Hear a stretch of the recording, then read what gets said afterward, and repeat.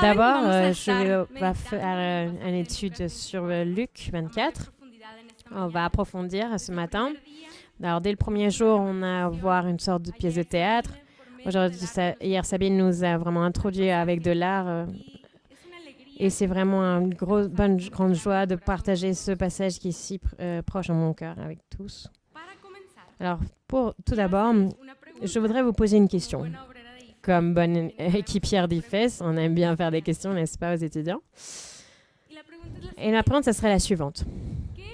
Alors, qu'est-ce qui serait que pour toi, personnellement, tu ne comprends pas de Dieu ou Jésus?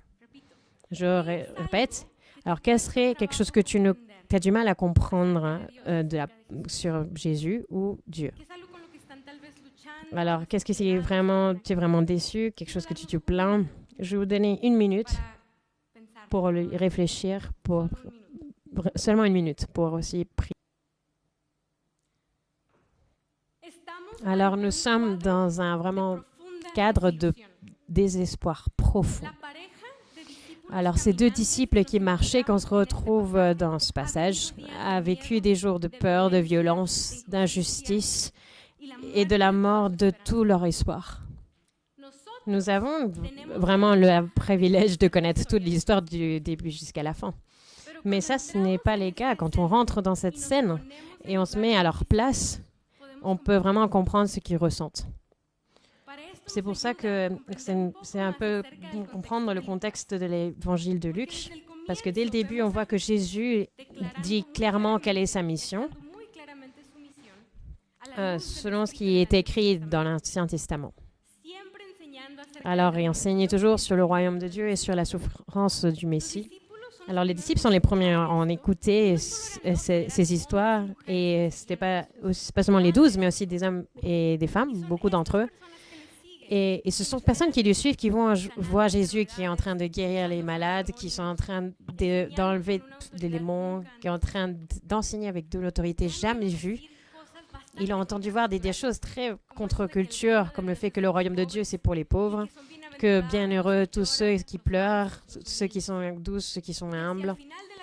Et jusqu'à la fin de la vie de Jésus, on le voit entrer à Jérusalem sur un âne.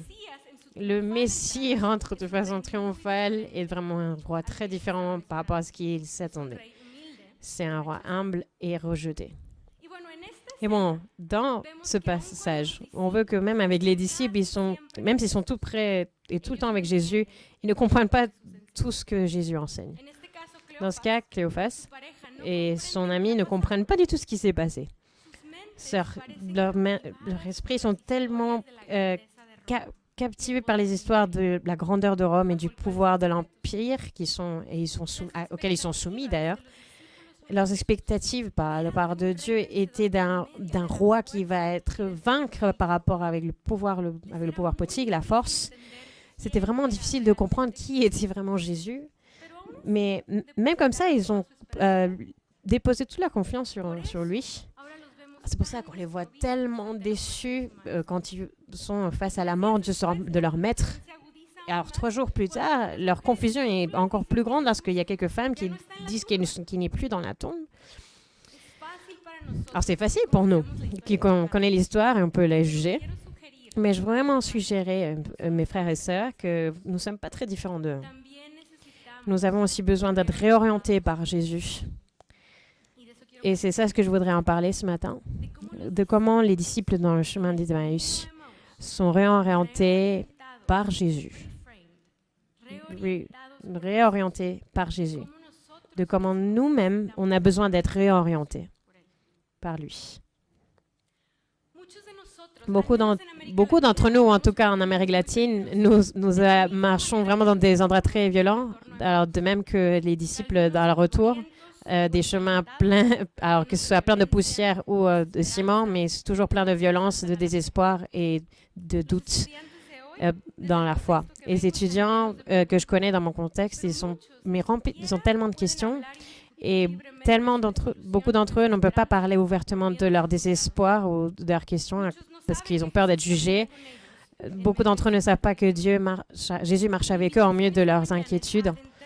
Et ce que je voudrais approfondir, c'est voir cette rencontre et voir comment Jésus les réoriente, ses disciples. Tout d'abord, comment Jésus, au milieu de tout ce désespoir et tous les questionnements, il marche avec eux. Et ensuite, comment lui, il va corriger les disciples dans leur compréhension de la réalité et grâce à la grande histoire de la Bible. Et finalement, comment Jésus va renouveler leur compréhension quant à leur-même et leur mission au moment où ils partagent donc, le pain. Alors, accompagnement avec cette rencontre. Alors, d'abord, Jésus les réoriente les disciples quand il est présent au milieu d'eux. Alors, quand il marche avec eux, il les écoute et les accompagne, même si eux, ils ne s'en rendent même pas compte. Dès le début, alors, le fait qu'il est présent dans ce contexte de désillusion, de doute, Jésus va vraiment nous réorienter, nous remontrer qui est-ce qu'il est. Il va nous retrouver là où on est.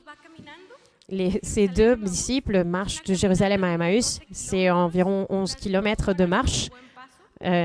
Oui, 12 heures à peu près. On dit qu'il est en train de parler. Mais dans d'autres versions de la Bible disent qu'ils sont dans une conversation un peu très, très émotionnelle, un peu comme on parle un petit peu nous, les Latinos. Alors, ils sont en train de parler de ce qui vient de se passer, donc sur l'assassinat de Jésus, on l'a crucifié. Vous pouvez imaginer cette scène. Ils rentrent chez eux après d'avoir été avec Jésus, de le suivre. Ils ont probablement vu Jésus rentrer à Jérusalem. Ils attendaient que, d'un certain sens, Jésus va aller leur ramener la liberté par de l'oppression. Et d'un coup, Jésus n'est plus là. Il a été repris. Alors, en plus d'être très profondément en douleur, une douleur profonde, et ils pensent trahi.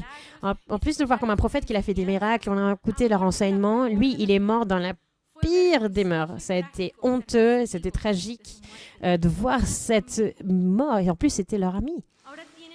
Maintenant, ils ont peur de se faire tuer. Ils sont sous le choc. Ils sont enragés. Ils sont tristes. Ils sont déçus. Est-ce que vous êtes déjà sentis comme ça auprès de Dieu, de la part, quand vous pensez à Dieu? Et d'un coup, Jésus apparaît et commence à marcher avec eux. Jésus marche avec nous au milieu de nos désespoirs et de nos questionnements. Et les disciples ne reconnaissent même pas. Jésus est en train de marcher avec eux dans ces inquiétudes et questions. Et il ouvre cette conversation et leur demande qu'est-ce qui s'est passé. Alors, d'un coup, les disciples s'arrêtent et disent « Mais comment ça s'est passé? Mais on ne peut pas croire que cette personne ne sait pas ce qui vient de se passer. » Et ils sont tristes. Alors, cette scène, il y a plein d'ironie si on le voit bien. Mais on ne s'arrête pas là. Jésus demande encore une fois et eux, ils commencent à parler à Jésus de lui-même. Il lui donne beaucoup de détails.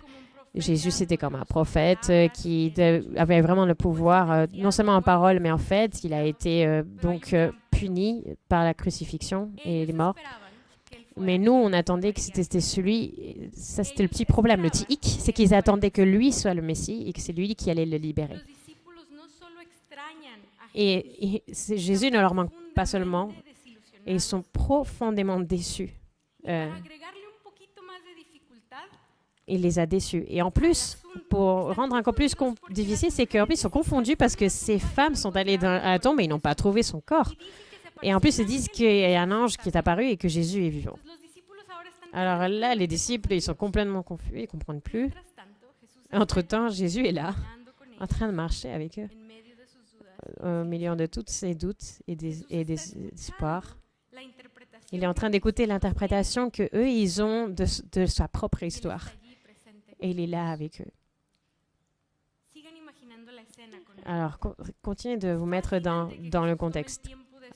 Alors, c'est incroyable comment Jésus sait très bien ce qui se passe dans leur cœur, mais il écoute et il rentre dans la conversation. Et le fait d'écouter, c'est vraiment un acte d'amour. Dans cette génération où il y a plein de voix, de vidéos de YouTube, d'histoires d'Instagram, Jésus écoute. Il les invite à lui raconter ce qui s'est passé et ça personnellement. Jésus sait très bien ce qui s'est passé, c'est sa propre histoire. Mais même après sa résurrection, on ne le voit pas en train d'utiliser son pouvoir pour s'imposer aux autres. Jésus parle avec ces deux disciples qui sont complètement frustrés et il leur pose des questions et il leur enseigne. C'est ça comme Jésus a fait. C'est ce que fait Dieu et se montre qu'il est proche de nous, comme on chantait aujourd'hui. C'est vraiment cette particularité. Il est présent et il rentre dans notre histoire. Il est né d'une vierge et c'était un bébé dépendant, vulnérable. Il a grandi à Nazareth et il a parlé à des personnes simples et qui étaient méprisées. Et il a eu une vie humble et une autorité humble. Et il est mort comme un délinquant pour pouvoir nous réconcilier avec Dieu. C'est ça, notre Dieu. On ne l'aurait jamais imaginé, chose pareille. On ne s'y attendait pas. Les disciples avaient besoin d'être réorientés par Jésus et nous aussi, nous en avons besoin. Pourquoi c'est tellement dur de voir Jésus? Alors, on pourrait dire que dans les Écritures, disaient oui, leurs yeux étaient assombris. Mais comment ça se fait qu'ils ne le reconnaissaient pas? On dirait que vraiment cet obstacle, c'est une partie de leur manque de foi. Du fait que leur culture et leur contexte définissaient leurs attentes et ce qu'ils devaient voir, donc leur façon de voir les choses. C'est incroyable comment la culture et le contexte définissaient ce qu'ils devaient voir et comment ils devaient le voir, les choses. Comme on dit, ils étaient vraiment dans le contexte de la grandeur de Rome et le grand empire. Et on parlait de la paix romaine. Cette paix romaine était le produit donc de la violence et les conflits de la guerre romaine. Donc en fait, l'attente donc de succès, c'était de pouvoir réussir économiquement ou politiquement. C'était complètement égal si ça voulait dire opprimer les autres. Si on voulait gagner dans le système, c'était la loi du plus fort, tout simplement. Et seulement quelqu'un qui aurait suffisamment de ressources serait capable du fait de faire tomber le royaume de l'Empire romain. Et Jésus, c'était pas ce qu'il faisait. Et notre monde n'a pas trop changé. Dans les universités, on se trouve, c'est des espaces élitistes où la recherche de la connaissance implique donc la recherche du pouvoir et de l'argent. Et donc, la mesure pour le succès, pour la plupart des universités, c'était dans ce qu'on peut retrouver et construire avec notre propre mérite, nos propres efforts, même dans l'Église. On est en train de mesurer donc le succès avec des chiffres, le pouvoir politique ou comment on peut imposer un agenda moral à la société. Notre monde n'est pas trop différent à celui de l'Empire romain. Alors que je marche avec des équipiers et des étudiants, on se retrouve souvent réorienté par Jésus dans tout ce parcours. C'est vraiment très difficile de reconnaître qu'il y a des idées que nous avons sur Dieu ne sont pas vraiment ce qu'ils devraient être. Mais en même temps, on doit vraiment avoir ces crises-là parce qu'elles nous font grandir.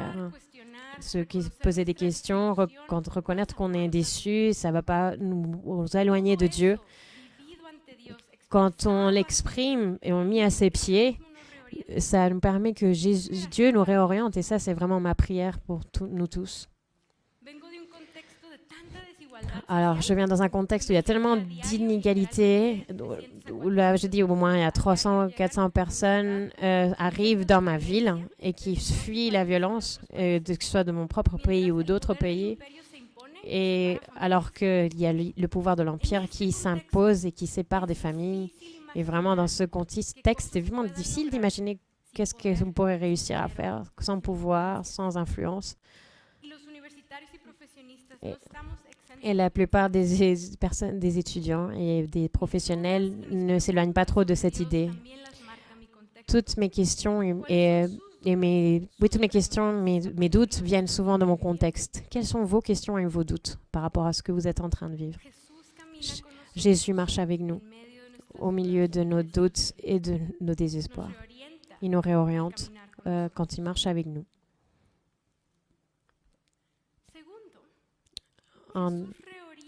En plus, Jésus réoriente ses disciples grâce à la grande histoire de la Bible. Il les aide à comprendre ce qui s'est passé. Jésus les corrige et les aide à voir la réalité du point de vue des Écritures et il fait un contraste avec la vision ou la histoire romaine. La Bible, c'est vraiment un point central pour tous nous.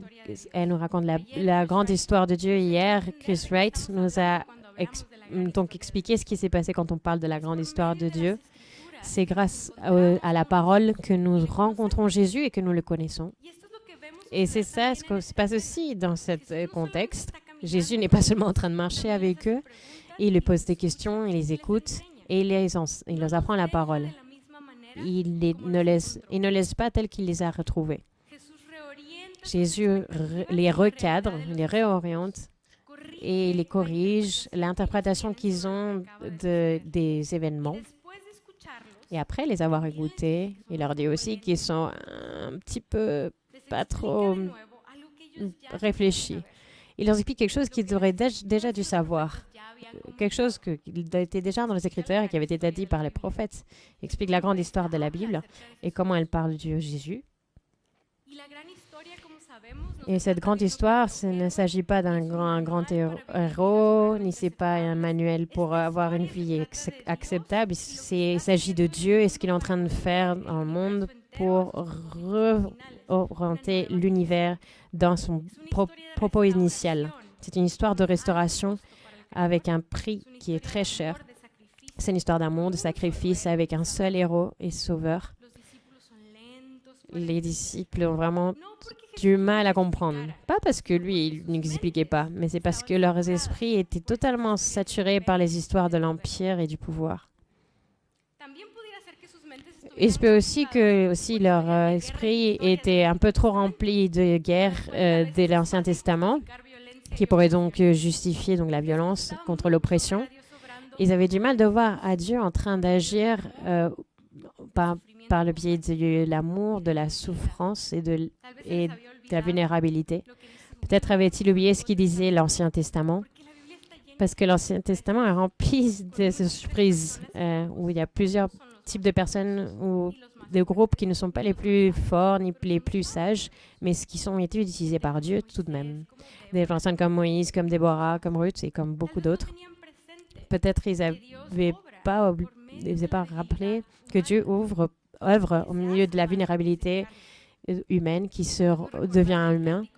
Peut-être ils n'ont pas oublié le chant de Anna, que Dieu va donc il ne va pas exalter ceux du pouvoir, mais les humbles. Alors que lui, il marche avec les disciples, il voit qu'ils sont réorientés par la grande histoire de la Bible. Jésus leur enseigne par le biais de l'Écriture. On a constamment besoin d'être enseigné dans la parole. On a besoin d'être réorienté, qu'on nous rappelle que Dieu n'est pas comme les idoles, que Dieu n'est pas l'oppresseur, il n'est pas cruel et il ne nous oblige pas. Oui, c'est vrai qu'il est souverain, il est roi, mais aussi il est bon, il est humble et il est doux. C'est un Dieu très différent au roi et les gouverneurs de cette terre. Dieu merci. Nous avons besoin d'être réorientés quand on apprend que Dieu est différent à ce qu'on a vraiment expérimenté avec d'autres personnes qui étaient nos autorités, que ce soit nos pères, les gouverneurs, les leaders. Et nous devons connaître la grande histoire de Dieu et comprendre que c'est l'histoire que nous vivons. Comme nous expliquait Chris hier, nos vies, nos expectatives et notre compréhension de Dieu doivent être réorientées par Jésus. C'est lui qui nous invite à former partie de cette histoire de Dieu et à prendre notre rôle. Moi, j'avais 15 ans quand je me suis convertie, donc ça veut dire il y a quelques 17 ans. Donc bon, vous allez commencer à calculer mon âge. Je venais dans un contexte catholique traditionnel et c'était au collège qui était donc avec le mouvement des étudiants. M'ont donc partagé l'Évangile. Jésus change ma vie et ma compréhension de beaucoup de choses. 3 ans plus tard, j'ai donc commencé l'université. J'ai fait des études d'histoire. Et je me suis rendu compte que j'avais beaucoup de lacunes quant à ce que je comprenais de Jésus, de Dieu. C'est pas seulement que je ne pouvais pas expliquer ma foi, mais j'avais beaucoup de questions sur qui était Dieu, sur la réalité ou ce que j'étais en train d'étudier. Et alors que j'étudiais l'histoire, je commençais à questionner beaucoup de choses sur l'identité de Dieu et vraiment la faculté où j'étais. Mais comme mes camarades étaient vraiment dans le désespoir, et moi j'avais de l'espoir, mais comment je pouvais expliquer cet espoir, le rendre compréhensible pour que ça ait du sens pour eux? À Tijuana, où j'ai étudié et que j'habite encore là avec mon mari et mon enfant, j'avais du mal de voir où était Dieu dans ce contexte de corruption, de violence, de pauvreté. Alors, beaucoup de fois, il y a plein de choses qui n'avaient pas de sens. Je ne pouvais pas les comprendre. Et en plus, je ne voulais pas de réponses superficielles ou trop faciles comme celles que j'entendais autour de moi. La théologie que j'avais n'arrivait pas à répondre à ce que j'ai en train de vivre. Et après, je ne trouvais pas cet espace où je posais des questions pour avoir montré que j'avais de ce désespoir quant à Dieu. Et ça m'a vraiment aidé de former partie d'une communauté comme Compa, où on m'a défié de marcher, continuer à marcher, même au milieu des questionnements. Et non, on ne m'a pas dit que c'était un problème. On m'a dit, cherche Dieu parmi ces doutes, au milieu des doutes. Marche accompagné avec d'autres personnes, partage donc quels sont tes combats. Et c'est une chose qui a vraiment marqué donc une grosse différence, c'était qu'on a commencé à étudier la Bible comme une histoire. Donc pas seulement sur certains passages de façon un peu fragmentée, mais comprendre de quoi il s'agit dans le contexte global de la Bible. Et ça m'a vraiment marqué parce que du coup, tous les livres dans leur contexte avaient donc du sens, toutes connectées. Alors ça, c'est quelque chose qu'on peut comprendre, mais ça nous prend vraiment trop de temps de comprendre. On prend toute notre vie, non, pour comprendre tout ça.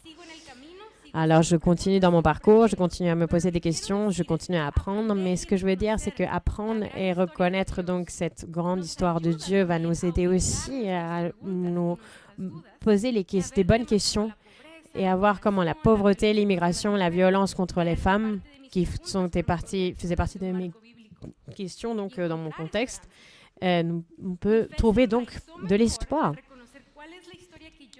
Quand je vois aussi l'histoire où j'habite, où je me trouve, je comprends, mais je ne vais pas dire que toutes mes questions ont été répondues magiquement, mais là, j'ai compris que ma foi, ma théologie n'était pas aussi fragmentée. Notre histoire, frères et sœurs, c'est l'histoire qui est montrée dans la parole, qui montre que Jésus est central pour comprendre à Dieu. C'est une histoire qui nous donne du sens, de l'espoir. Cette grande histoire nous parle des grands thèmes comme ce que Dieu, l'humanité, la vie, de la réconciliation de tout ce qui a été créé avec Jésus. C'est la meilleure histoire et elle est bonne et elle est vraie. Si on revient donc au passage, Jésus marche avec les disciples, il leur explique l'histoire. Il leur montre ce que Jésus était allé faire. Il corrige leur théologie. Il les aide aussi la place qu'a la souffrance, en fait, dans ce contexte. Il explique comment Dieu, donc par le biais de la vulnérabilité, il va donc œuvrer. Et pour les disciples, c'était trop dur à comprendre. Et pour nous aussi, c'est difficile de comprendre comment Dieu peut utiliser la vulnérabilité et la souffrance. C'est peut que nos limites et nos vulnérabilités, c'est les raisons pour lesquelles on est en train d'être un peu en guerre avec Dieu. Mais Jésus est parmi nous. Et il nous a révélé qui il est, qui est Dieu par le biais des Écritures, et lui va nous réorienter. On peut lui partager nos doutes en nous faisant confiance de sa bonté, son amour, et lui nous écoute, il nous réoriente avec sa présence et avec sa parole. Alors, plus tard dans le passage, il va nous dire que les cœurs des disciples avaient été embrasés par qui m'a expliqué les Écritures. Ces cœurs étaient en train donc à avoir une consolation et de comprendre, et tout grâce à la parole. C'est vraiment une belle description de comment ils ont été vraiment ouverts les yeux par l'étude des paroles par Jésus. Et Et on sent que Dieu est très proche. D'un coup, il se peut que peut-être ça nous arrive aussi dans notre parcours, dans notre vie, où on a vraiment ces moments de grâce, où on trouve que Dieu, sent que Dieu est très proche, qu'il est toujours très proche. Mais il y a des moments, est-ce que vous pouvez retrouver des moments comme ça dans votre vie? Dieu, Jésus, près de nous, il nous explique, nous corrige grâce à la parole. Moi aussi, ça me surprend beaucoup que les disciples ne pouvaient pas comprendre ce qui était en train de se passer. Ils n'avaient même pas donc cru à ces femmes qui ont dit qu'ils ont vu des anges, que Jésus était en vie. Alors, ce qui était encore plus impressionnant, c'est qu'on est en train de marcher avec Jésus et qui vraiment, ils ne pigent pas, quoi. Et ils marchent là avec là et ils ne comprennent pas. Et comme je disais, cette grande histoire que Jésus est en train de raconter pour les réorienter, c'est vraiment différent à l'histoire qu'ils sont en train d'avoir en ce moment. Alors que le témoignage des femmes qui sont en train de raconter la meilleure nouvelle de l'univers, elle est remise en question. Et on est en train de donc éclipser leur voix parce qu'il y avait d'autres voix qui étaient à côté de plus. C'est la loi du plus fort. Celui qui ne triche pas ne va pas avancer, non? Que c'est l'argent qui a le dernier mot. C'est un peu ce qui est dit au Mexique aussi. Comment ça se fait que Jésus est vivant si on l'a vu être tué par les politiciens ou les pouvoirs religieux de l'époque? Ils ne comprenaient pas vraiment. Hein. Alors nous, ça nous a réussi en tant qu'étudiants à l'université ou coéquipiers dans ce contexte d'université. Parfois, on a vraiment du mal. De voir la foi et le pouvoir donc du point de vue biblique. Parce que ce n'est pas de l'imposition, mais le sacrifice en amour, ce qui va devenir le Dieu en qui nous croyons. Ce n'est pas l'imposition, mais c'est le sacrifice en amour qui va donc définir le Dieu qu'on croit. Et c'est ce qui devrait vraiment marquer la façon comme on va faire le ministère. Donc la bonne nouvelle, mes frères et sœurs, c'est que Jésus va nous réorienter en nous aidant à voir la réalité d'après les Écritures. D'après l'Écriture.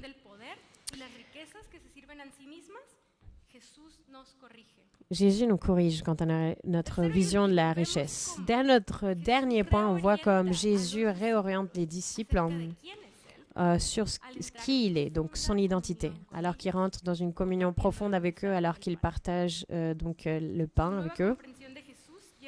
Cette nouvelle compréhension de Jésus leur donne un renouvellement d'un appel, un renouvellement donc, de leur vision et donc à la vision de la communauté. Ils sont orientés par Jésus alors qu'ils ont cette communion profonde avec lui à table. On a vu que Jésus il était présent, en train de marcher avec eux, en train de leur expliquer la grande histoire. Mais dans ce passage, on peut voir aussi que la réorientation sur Jésus concerne exactement ce moment de communion profonde en partageant donc, le pain. Ce passage donc, nous raconte que, alors qu'ils se rapprochent de leur village, ils invitent Jésus à rester. Donc, ils insistent en fait. C'était vraiment une habitude, donc l'hospitalité. Alors qu'en plus, qu'ils avaient eu une bonne conversation. Alors, il se faisait tard et donc c'était très dangereux d'être à l'extérieur la nuit. Alors, Jésus, il accepte l'invitation. Alors, cette scène ressemble beaucoup à tout ce que je vois dans l'Amérique latine, donc dans mon contexte. Et peut-être vous aussi, c'est donc en fait, l'hospitalité, c'est quelque chose de très important, même si vous n'êtes pas chrétien. En étant en Johannesburg à quelques jours, donc on était dans une aire de jeu avec ma fille. On a connu toutes les aires des jeux de la ville. Et il y avait une famille qui s'est approchée parce qu'ils nous ont entendus en train de parler espagnol. Et ils se sont présentés. Donc, c'était un couple. Hein. Donc, c'était un Brésilien et une Mexicaine qui, avec 13 enfants, qui sont en train de servir ici, là, dans des migrants ici, en Afrique du Sud. Et ils nous invitaient chez eux, ils nous ont invités à prendre le thé, à manger des gâteaux. Et ils ont insisté tellement qu'on n'a pas pu refuser. Et même si vraiment on n'était pas très sûrs, hein, parce qu'on ne les connaissait pas, quoi. L'hospitalité, c'est vraiment prendre des risques. Nos deux disciples donc préparent tout ce qu'il y avait besoin pour la table. Parce que sachant que la nourriture, c'est pas juste se nourrir, c'est ça aussi de partager, d'être ensemble. Alors, il y a les deux disciples et Jésus qui sont là. Mais tout à coup, il y a quelque chose qui se passe. Jésus se transforme donc d'être l'invité à être l'hôte. C'est lui qui, en étant à table, va bénir le pain, il le partage et à ce moment-là, ça arrive, il y a le déclic. Il voit probablement vraiment les marques des clous dans ses mains. C'est lui qu'ils ont vu étant sacrifié. Il a ressuscité. Mais en part ça, c'est vraiment quelque chose qui nous est très familier. Jésus était celui qui mangeait beaucoup, un mangeur et un buveur. Il a passé beaucoup de temps. Ouais, la traduction est arrivée. Ah, super. Et c'est passé beaucoup de temps pour que les gens en train d'être à table avec des gens et tout le temps des fêtes. Donc les fêtards, quoi.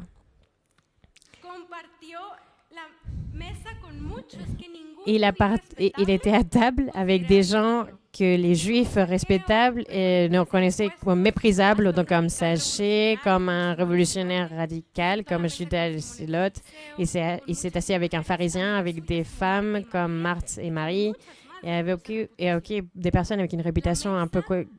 la table, c'était quelque chose que pour lui, c'était partie de son ministère. Et à la Sainte Seine, c'est là où il parlait que justement il s'est sacrifié et où son sang allait être versé. Ces deux disciples qui n'étaient pas là pendant cette Sainte Seine, mais les passages nous permettent de voir que Jésus mangeait avec des pécheurs et c'est une des particularités ou un des éléments clés de son ministère, être à table avec eux. Et je veux vraiment imaginer ce Jésus un peu latino, parce que dans mon contexte, tout se passe autour de la table.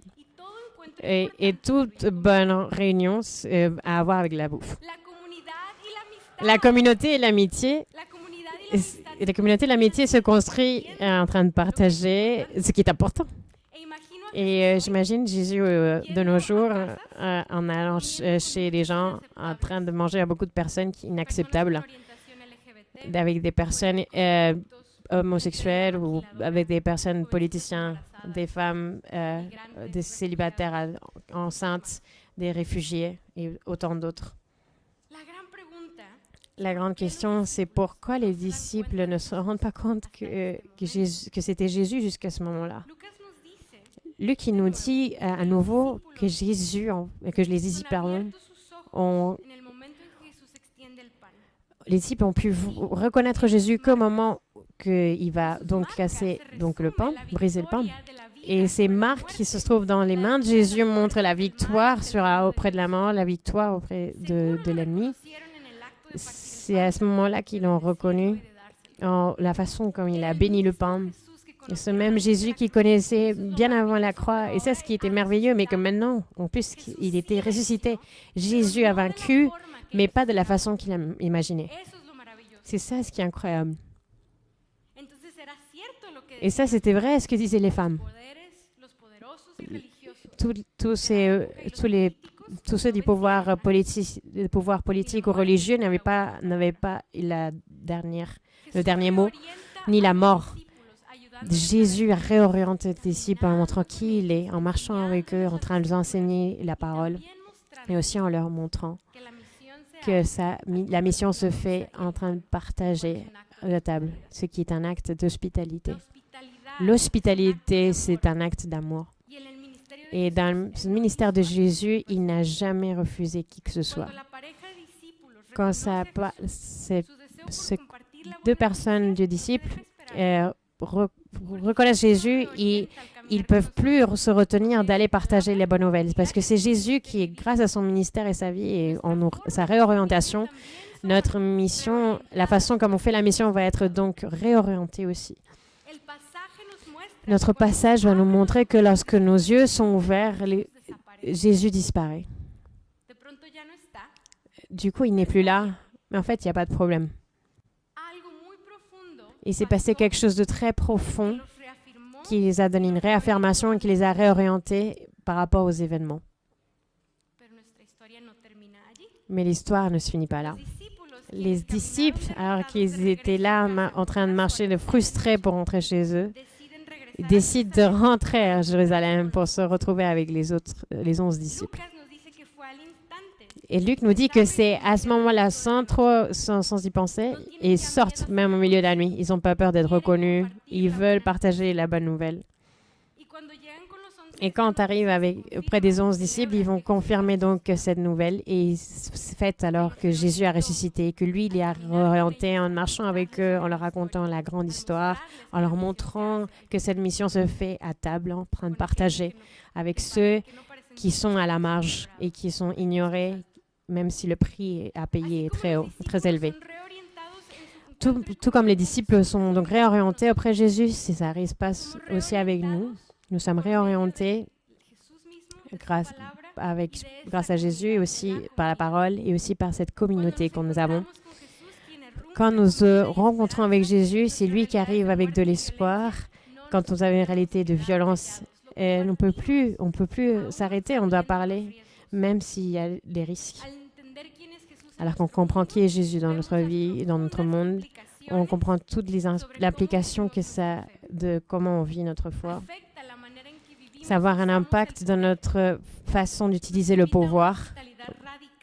Ça nous invite à être hospitaliers et de façon radicale et un amour sacrificiel qui ne peut se faire que grâce au pouvoir de la résurrection qui habite en nous. Il va nous défier à avoir des vies qui partagent avec d'autres plutôt que de nous isoler, plutôt que d'être isolés avec l'hyperconnexion d'un monde virtuel. Il nous invite à être présents, à suivre le Dieu ressuscité et nous invite à éviter d'utiliser le pouvoir ou le spectacle pour donc partager cet évangile. Moi-même, je suggère que quand on suit de Jésus ressuscité, suivre son chemin, ses pas, c'est être vulnérable. C'est renoncer à nous-mêmes, d'accepter notre fragilité au moment de partager l'expérience. Donc, il va donc aussi nous dire d'assumer notre vulnérabilité. Et si nous devons vivre de cette façon, on a besoin d'être réorienté par Dieu pour pouvoir avoir une mission spontanée au milieu de la souffrance et du contexte où on habite. Ce qui est magnifique, c'est que Jésus nous rend ses messagers d'espoir. Il nous montre à apprendre de la communauté. Et quelle belle communauté nous avons ici, de tant de pays, de nations, de langues, avec tellement d'expériences uniques. Que le fait d'être réorienté de Jésus, ça nous met en dehors de notre isolement. Ça nous permet de partager nos joies et nos peines et nous permet de réaffirmer grâce aux histoires. On s'ouvre aussi à d'autres pour partager nos doutes, nos désespoirs, sachant que Jésus marche avec nous, qui lui va donc nous réorienter avec sa parole, avec sa présence et sa communauté. Jésus marche avec nous, mes chers frères et sœurs d'Eliphas, et il nous réoriente. Je voudrais vous inviter à répondre en prière au Seigneur. Dieu nous parle de façon très différente à chacun d'entre nous. Et je voudrais qu'on continue à réfléchir et méditer ce passage, voir comment il marche avec nous. Alors, dans le livret, à la page 54, en espagnol, en français, ça serait un peu après. On avait 3 questions. Je voudrais que nous prenions le temps de méditer ces questions. Si vous en restez juste à une seule, il n'y a pas de problème.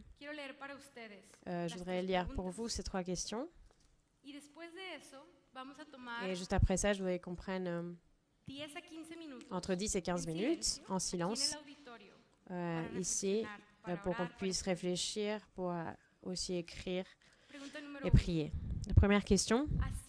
Tout comme Jésus a marché avec ses disciples, et il marche aussi avec nous, au milieu de nos doutes et de nos déceptions. De quels doutes, de quelles questions et déceptions voudriez-vous faire part à Jésus? Question 2. Jésus nous enseigne et nous corrige à travers sa parole. Le grand récit de Dieu nous guide. Où avez-vous besoin de Jésus et de sa parole pour recentrer votre compréhension de la réalité? Question 3. À la rencontre de Jésus ressuscité, les disciples sont recentrés, réorientés sur le chemin d'Emmaüs. Comment et par qui êtes-vous invité à être un témoin de la résurrection de Jésus? Même dans votre vulnérabilité ou fragilité. Seigneur, nous te remercions de venir à notre rencontre. Merci d'être Dieu parmi nous.